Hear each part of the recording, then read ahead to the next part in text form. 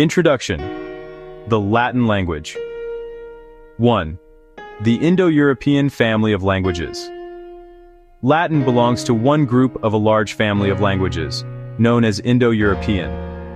This Indo-European family of languages embraces the following groups.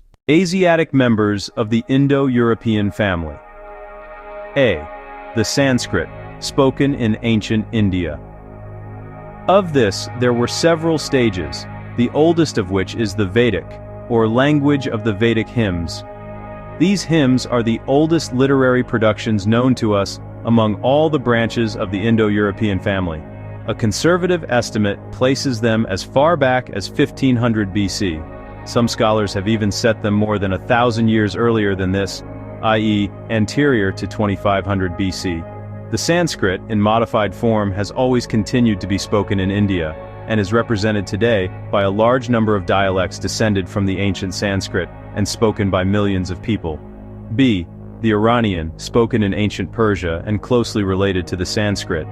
There were two main branches of the Iranian group, viz. The Old Persian and the Avestan. The Old Persian was the official language of the court, and appears in a number of so-called cuneiform inscriptions, the earliest of which date from the time of Darius I, 6th century BC. The other branch of the Iranian, the Avestan, is the language of the Avesta, or sacred books of the Parsis, the followers of Zoroaster, founder of the religion of the fire worshippers.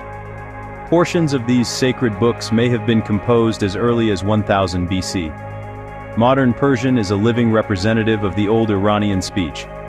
It has naturally been much modified by time, particularly through the introduction of many words from the Arabic. C. The Armenian, spoken in Armenia, the district near the Black Sea and Caucasus Mountains.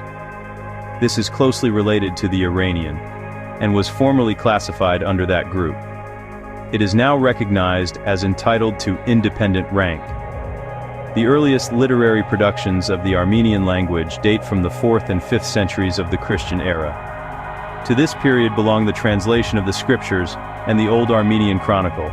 The Armenian is still a living language, though spoken in widely separated districts, owing to the scattered locations in which the Armenians are found today. D.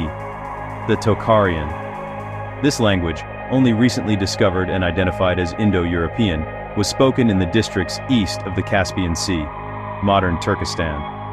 While in some respects closely related to the three Asiatic branches of the Indo-European family already considered, in others it shows close relationship to the European members of the family.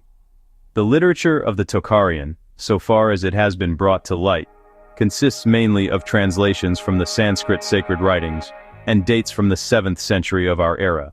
European members of the Indo-European family. E. The Greek. The Greeks had apparently long been settled in Greece and Asia Minor as far back as 1500 BC. Probably they arrived in these districts much earlier. The earliest literary productions are the Iliad and the Odyssey of Homer, which very likely go back to the 9th century BC. From the 6th century BC on, Greek literature is continuous. Modern Greek, when we consider its distance in time from antiquity, is remarkably similar to the classical Greek of the 4th and 5th centuries BCF, the Italic group. The Italic group embraces the Umbrian, spoken in the northern part of the Italian peninsula, in ancient Umbria, the Latin, spoken in the central part, in Latium, the Oscan, spoken in the southern part, in Samnium, Campania, Lucania, etc. Besides these, there were a number of minor dialects, such as the Martian, Volscian, etc. Of all these, barring the Latin, there are no remains except a few scanty inscriptions. Latin literature begins shortly after 250 BC, in the works of Livius Andronicus, Navius, and Plautus, although a few brief inscriptions are found belonging to a much earlier period. G. The Celtic.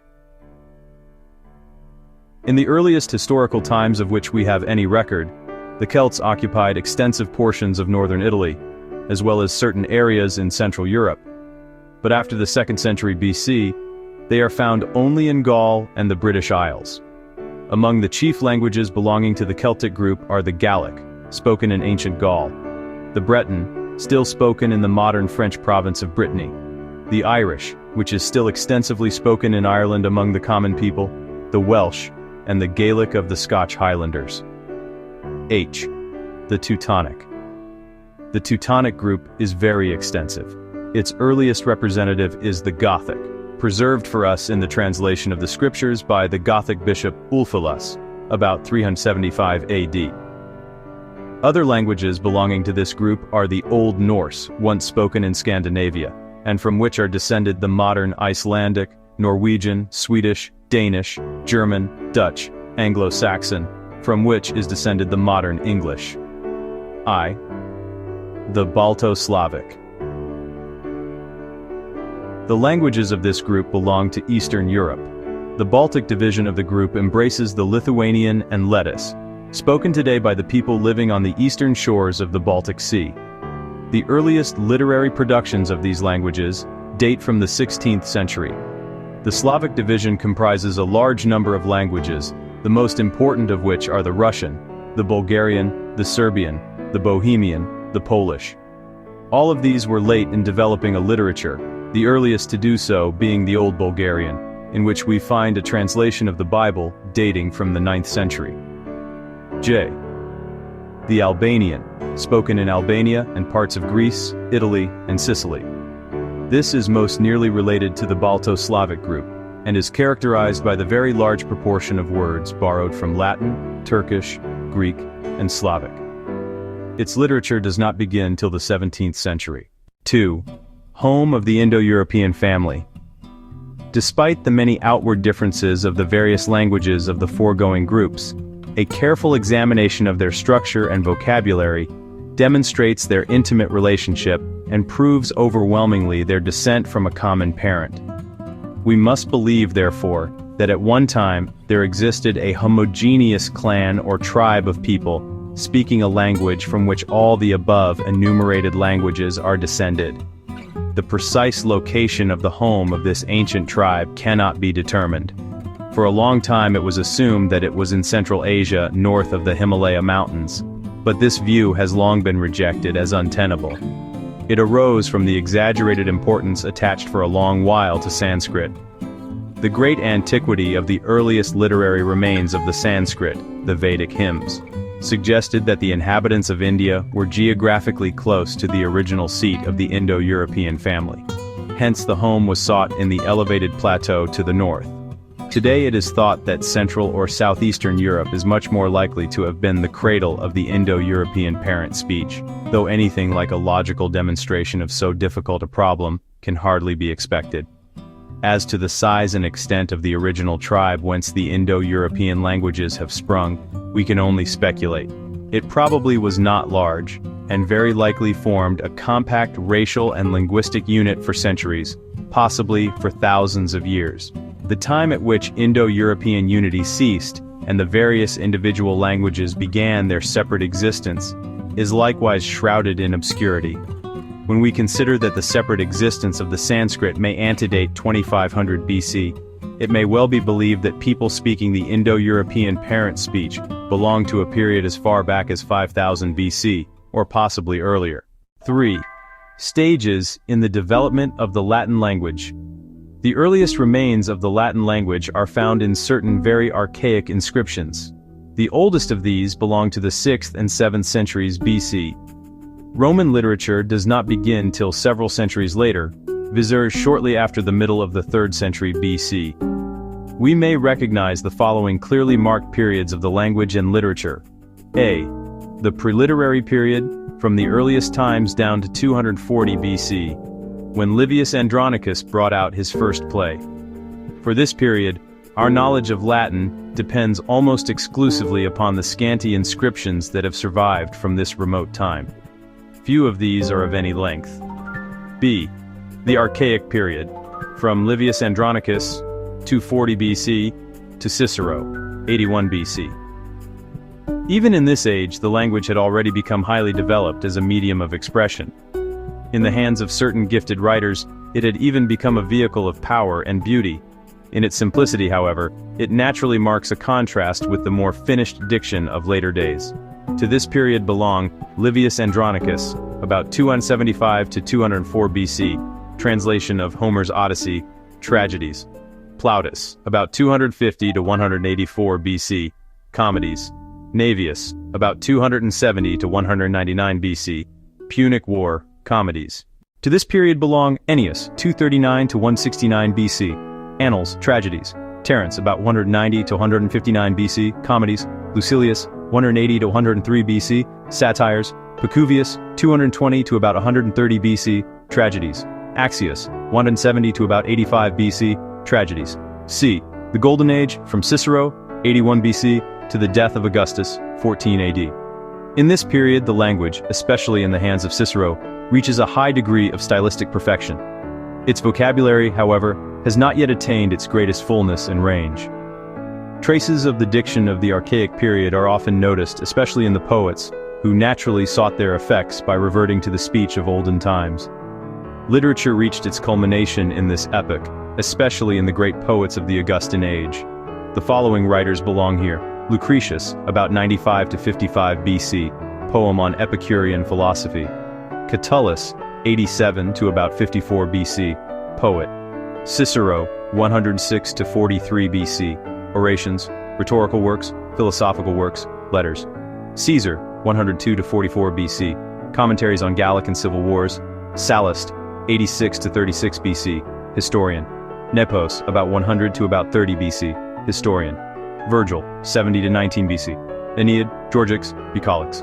Horace, 65 to 8 BC, Odes, Satires, Epistles. Tibullus, about 54 to 19 BC, poet. Propertius, about 50 to about 15 BC, poet. Ovid, 43 BC to 17 AD, Metamorphoses and other poems. Livy, 59 BC to 17 AD, historian. D. The Silver Latinity, from the death of Augustus, 14 AD, to the death of Marcus Aurelius, 180 AD. This period is marked by a certain reaction against the excessive precision of the previous age. It had become the practice to pay too much attention to standardized forms of expression, and to leave too little play to the individual writer. In the healthy reaction against this formalism, greater freedom of expression now manifests itself. We note also the introduction of idioms from the colloquial language, along with many poetical words and usages. The following authors deserve mention. Phaedrus, flourished about 40 AD, Fables in Verse. Velius Paterculus, flourished about 30 AD, historian. Lucan, 39 to 65 AD, poem on the Civil War. Seneca, about 1 to 65 AD, tragedies, philosophical works. Pliny the Elder, 23 to 79 AD, natural history. Pliny the Younger, 62 to about 115 AD, letters. Martial, about 45 to about 104 AD, epigrams. Quintilian, about 35 to about 100 AD, treatise on oratory and education. Tacitus, about 55 to about 118 AD, historian. Juvenal, about 55 to about 135 AD, satirist. Suetonius, about 73 to about 118 AD, Lives of the 12 Caesars. Minucius Felix, flourished about 160 AD, first Christian apologist. Apuleius, 125 to about 200 AD, Metamorphoses, or Golden Ass. E. The Archaizing period. This period is characterized by a conscious imitation of the archaic period of the 2nd and 1st centuries BC. It overlaps the preceding period, and is of importance from a linguistic, rather than from a literary point of view. Of writers who manifest the archaizing tendency, most conspicuously may be mentioned Fronto, from whose hand we have a collection of letters addressed to the emperors Antoninus Pius and Marcus Aurelius. Also, Aulus Gellius, author of the Attic Nights. Both of these writers flourished in the second half of the 2nd century AD. F. The period of the decline, from 180 to the close of literary activity in the 6th century AD. This period is characterized by rapid and radical alterations in the language. The features of the conversational idiom of the lower strata of society invade the literature, while in the remote provinces, such as Gaul, Spain, Africa, the language suffers from the incorporation of local peculiarities. Representative writers of this period are Tertullian, about 160 to about 240 AD, Christian writer. Cyprian, about 200 to 258 AD, Christian writer. Lactantius, flourished about 300 AD, defense of Christianity. Ausonius, about 310 to about 395 AD, poet. Jerome, 340 to 420 AD, translator of the scriptures. Ambrose, about 340 to 397, Christian father. Augustine, 354 to 430, Christian father, City of God. Prudentius, flourished 400 AD, Christian poet. Claudian, flourished 400 AD, poet. Boethius, about 480 to 524 AD, consolation of philosophy. 4. Subsequent history of the Latin language. After the 6th century, AD Latin divides into two entirely different streams. One of these is the literary language maintained in courts, in the church, and among scholars. This was no longer the language of people in general, and as time went on, became more and more artificial. The other stream is the colloquial idiom of the common people, which developed ultimately in the provinces into the modern so-called Romance idioms. These are the Italian, Spanish, Portuguese, French, Provençal, spoken in Provence, i.e. southeastern France, the Rhaeto-Romance, spoken in the canton of the Grisons in Switzerland, and the Romanian, spoken in modern Romania and adjacent districts. All these Romance languages bear the same relation to the Latin as the different groups of the Indo-European family of languages bear to the parent speech.